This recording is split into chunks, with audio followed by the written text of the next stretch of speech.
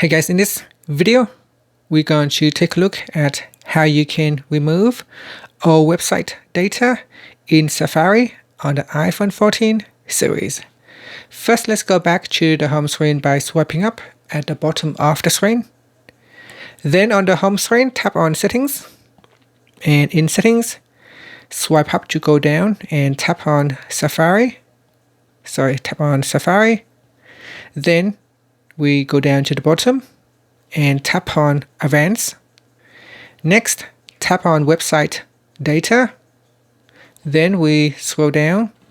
At the bottom, tap on Remove All Website Data. From the pop-up, tap on Remove Now.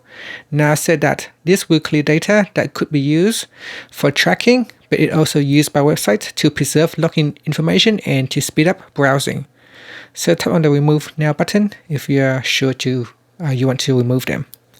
After that, you can tap on the back key to go back to Settings or swipe up to return back to the home screen. Thank you for watching this video. Please subscribe to my channel for more videos.